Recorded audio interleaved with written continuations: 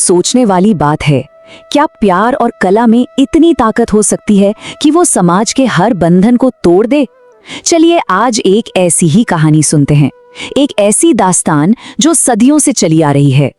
इस पूरी कहानी का दिल, उसकी रूह एक छोटी सी बात में छिपी है। एक ऐसी सोच जो उसे अपने माँ बाप से मिली थी और जिसने सबसे मुश्किल वक्त में उसे हिम्मत दी।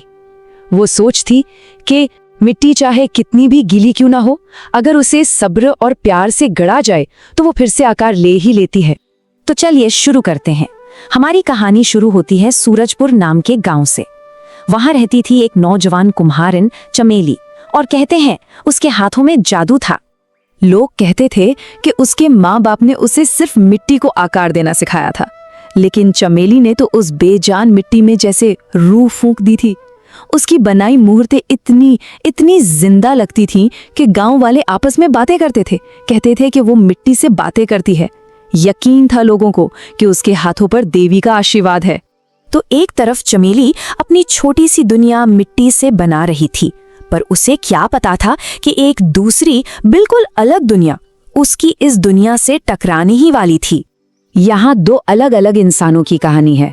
एक तरफ थे राजकुमार आदित्य, जो अपने महल की शान और शौकत में घुटन महसूस करते थे, और दूसरी तरफ थी चमेली, जिसके लिए मिट्टी की सादगी ही उसकी पूरी कायनात थी। देखिए, आदित्य को असलियत की तलाश थी, जबकि चमेली तो हर रोज उसी असलियत को जी रही थी। और फिर आया बसंत महोत्सव का मेला।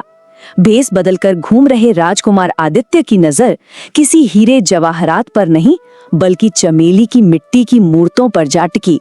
उन मूर्तों में एक ऐसी रूहानी चमक थी। आदित्य को चमेली की कला में वो चीज दिख गई जो उसके अपने महल में कहीं गुम हो चुकी थी।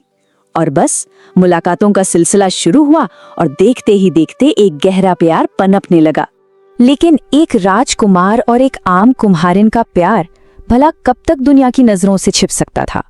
और बस यहीं से शुरू हुआ उनके प्यार का पहला और सबसे बड़ा इम्तिहान। जैसे ही रानी माँ तक ये खबर पहुंची, उन्होंने आदित्य को बुलवाया, और उन्होंने जो कहा वो साफ साफ एक आने वाले तूफान का इशारा था। रानी के सलाहकार माहेश्वर ने इस आग में घी डालने का काम किया। उसने एक बहुत ही घिनौना खेल शुरू किया। पूरे गांव में ये अफवाह फैला दी कि चमेली ने राजकुमार पर काला जादू कर दिया है। और फिर क्या था, देखते देखते वही गांव वाले जो उसकी कला को पूजते थे, उसके खून के प्यासे हो गए। लेकिन आदित्य भी अडिग था। वो अपनी माँ के सामने सीना तान कर खड़ा हो गया। उसकी आवाज में जरा भी डर नहीं था जब उसने कहा, अगर आपने मुझे रोका तो मैं ये राजपाट सब कुछ छोड़कर उसके साथ चला जाऊंगा। अपने बेटे का ये फौलादी इरादा देखकर रानी ने एक शर्त रखी, पर यह कोई आम शर्त नहीं थी। ये एक ऐसी शर्त थी जिसे पूरा करना बिल्कुल नामुमकिन सा था। तो अब चमेली को अपनी काबिलियत साबित करनी थी, और रानी ने उसके सामने एक ऐसी चुनौती रखी जो सच में नामुमकिन लग रही थी। चुनौती ये थी, चमेली को सिर्फ 7 दिन मिले थे, और इन 7 दिनों में उसे एक ऐसा जादुई घड़ा बनाना था जो पहली बात कभी ना टूटे, दूसरा जिसका पानी कभी ना सूखे, और तीसरा वो इतना खूबसूरत हो कि महल की शान बन सके। तो एक तरफ चमेली दिन रात एक कर रही थी, पर दूसरी तरफ महेश्वर की नफरत भी काम कर रही थी। उसने एक तांत्रिक को भेज दिया जो हर रात चमेली के बनाए घड़े को तोड़ देता। सोचिए कितनी हिम्मत टूट जाती है। लेकिन चमेली ने हार नहीं मानी। पता है क्यों? क्योंकि उसे एक सपने ने रास्ता दिखाया था, एक रहस्यमयी सपना। नदी किनारे एक चमकते हुए पत्थर का जो उसके घड़े को अमर बना सकता था। और उसे वो पत्थर मिल भी गया। उसने वो जादुई घड़ा बना भी लिया। ऐसा लगा जैसे सब ठीक हो जाएगा, लेकिन नहीं। महेश्वर के झूठ इतने फैल चुके थे कि गांव वाले एक गुस्साई भीड़ बन गए थे, और उन दोनों को अपनी जान बचाने के लिए जंगल की तरफ भागना पड़ा। उनका इम्तिहान अभी खत्म नहीं हुआ था। जंगल में जब सब उम्मीद खत्म हो रही थी, उनकी जान एक ज्ञानी साधु ने बचाई। उन्होंने ही उन्हें समझाया कि ये सारी मुश्किलें दरअसल उनके प्यार का इम्तिहान थी, और उनकी असली मंजिल वो तो एक छिपा हुआ मंदिर है जहां दिव्य मिट्टी का खजाना है। लेकिन मंदिर तक का सफर आसान नहीं था। वो खतरों से भरा था। पहले उनका रास्ता रोका एक खूंखार बाघ ने, फिर उन्हें एक टूटा हुआ पुल पार करना पड़ा और आखिर में एक विशालकाय नाग सामने आ गया। हर बार हर मुश्किल में साधु का दिया हुआ ताबीज उनकी ढाल बना। सच कहूं तो हर कदम पर उनके प्यार और उनकी हिम्मत की परीक्षा हो रही थी। तो चलिए अब चलते हैं कहानी के आखिरी पड़ाव पर, एक ऐसा मोड़ जहां उनकी ये खोज सिर्फ उनकी ही नहीं बल्कि पूरे के पूरे राज्य की किस्मत बदलने वाली थी। मंदिर के अंदर उन्हें एक आखिरी परीक्षा से गुजरना पड़ा और उसे पास करते ही एक गुप्त दरवाजा खुल गया।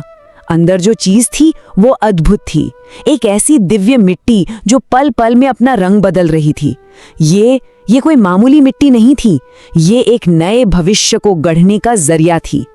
और उस दिव्य मिट्टी से चमेली ने सिर्फ एक बर्तन नहीं बनाया, उसने बनाया एकता का घड़ा। ये कोई आम घड़ा नहीं था, ये एक जादुई घड़ा था। इसकी खासियत ये थी कि इसमें झांकने वाले हर इंसान को अपने सपने नजर आते थे। ये लोगों को एक दूसरे की उम्मीदों से जोड़ता था, उन्हें एक करता था। और जब वो एकता का घड़ा लेकर राज्य में वापस लौटे तो सब कुछ बदल गया। महेश्वर की सारी साजिशें, उसके सारे झूठ सबके सामने आ गए। रानी का दिल भी पिघल गया और पूरे राज्य में एक शांति और बराबरी का माहौल बन गया। उस एक घड़े ने साबित कर दिया कि चमेली की कीमत किसी भी शाही ओहदे से कहीं कहीं ज्यादा बड़ी है। आदित्य ने बाद में अपने रिश्ते को बहुत खूबसूरती से समझाया। उसने कहा, हमारा प्यार मिट्टी की तरह था, बिल्कुल सादा, पर उसमें अनंत संभावनाएं थीं। तुमने उस मिट्टी को एक अमर कहानी में ढाला और मैंने उसे हकीकत बनाया। और इसके बाद चमेली की कला और आदित्य के इंसाफ पसंद शासन ने एक सुनहरे दौर की शुरुआत की। उनकी कहानी हमेशा के लिए कुम्हारिन और राजकुमार की अमर प्रेम कथा बन गई। एक ऐसी कहानी जो हमें सिखाती है कि असली शान और शौकत किसी पदवी में नहीं बल्कि इंसान के किरदार में होती है। तो शुरू में जो सवाल था कि क्या कला और प्रेम समाज के बंधन तोड़ सकते हैं, ये कहानी तो कहती है हाँ, बिल्कुल तोड़ सकते हैं।